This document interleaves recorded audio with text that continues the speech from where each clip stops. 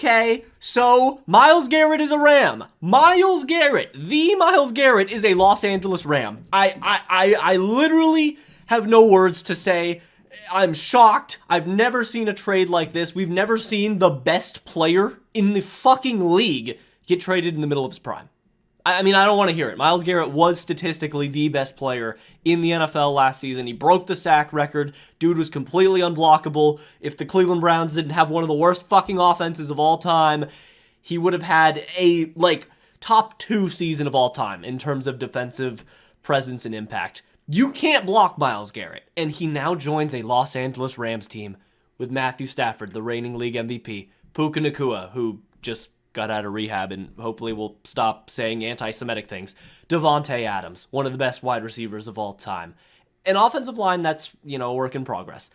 A defense that has added Trent McDuffie, that has added Jalen Watson, that has a ton of other young talent on it. It's scary, man. It's fucking scary. And the details, bro, this is what we're looking at right now. Or at least I think. I mean, I guess it's not, no. So this is a 100% confirmed report from Adam Schefter. There was a bit where people were still like, oh, is this actually real? Is it really only one first-round pick?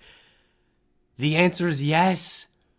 They traded for Myles Garrett and got one. They lost one first-round pick in return.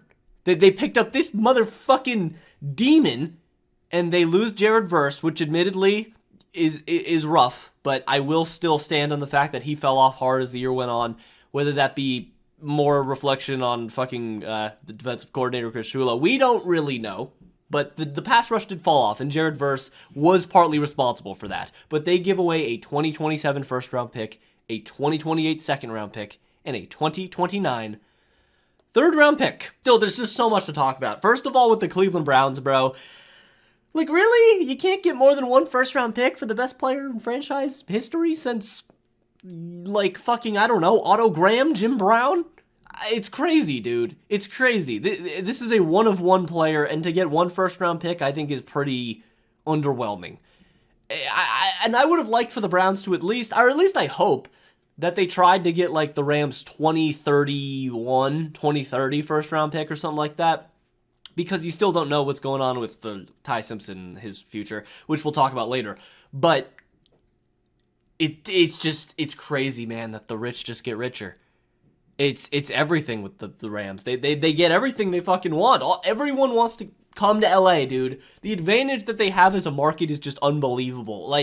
I feel like not something similar happened with the Luka to the Lakers trade, because nothing like that has ever happened in sports. But just this level of of course the fucking Rams get him, which is funny because the Rams just aren't a very respected team in the LA area, which is funny because they were an LA team even before St. Louis. The fucking history gets complicated. But this is one of the biggest trades in NFL history, and let's just bask in the moment and be shocked together, bro. I can't believe that. Listen, bro.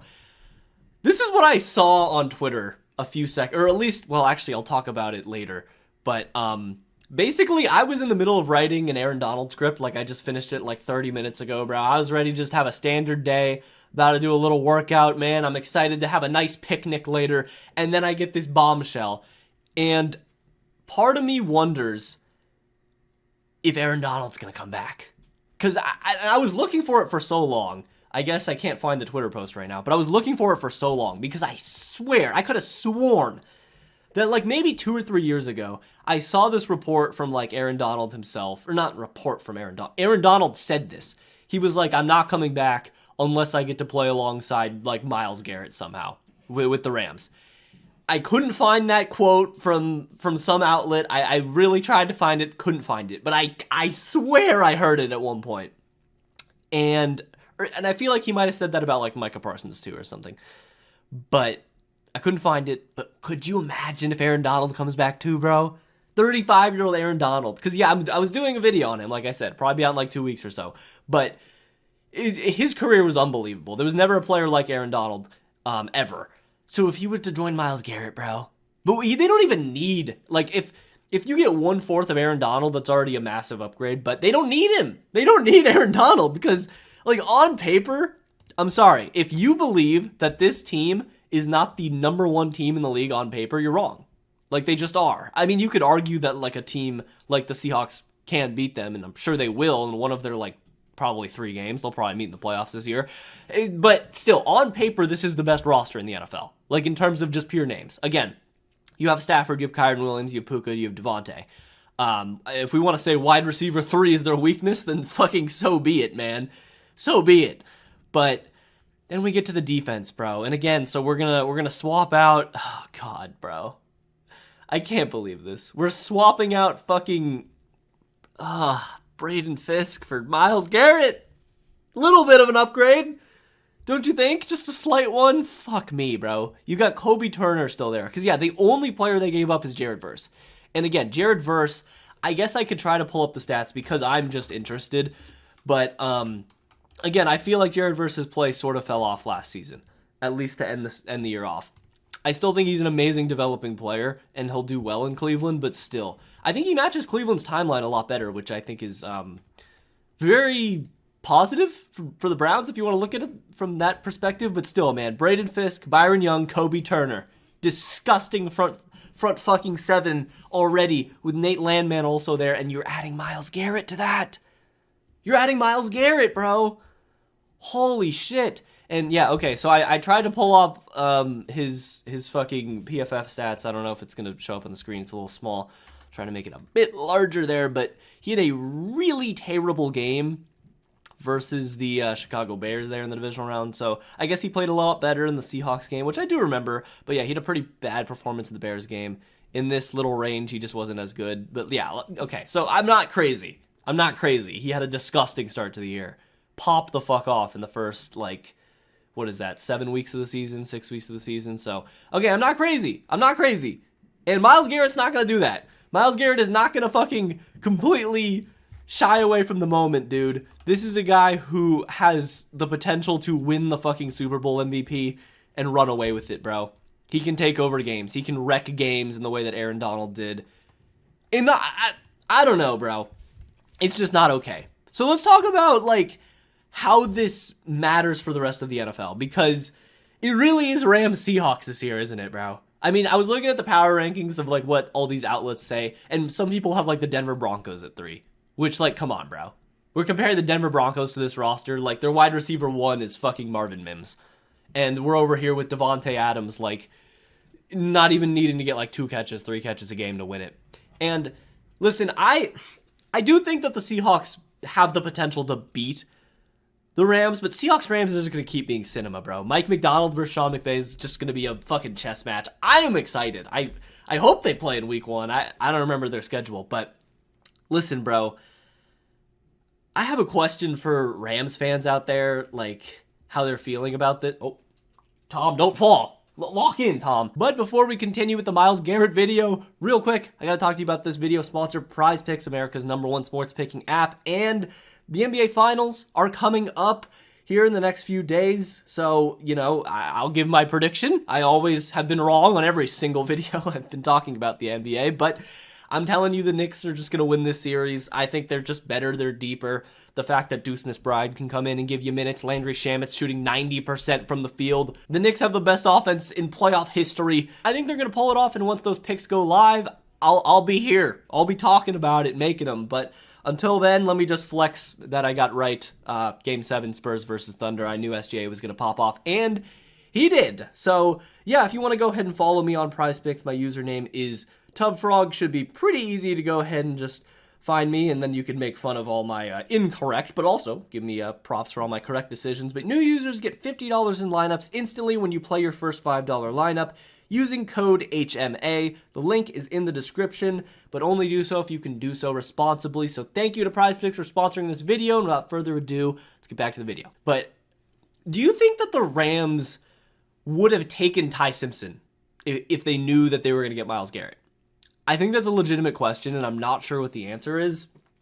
But the Rams are really following their 2021 formula, right? They're going all in, trying to win the Super Bowl. It's not as intense as the Stafford trade, where they're not giving up multiple first.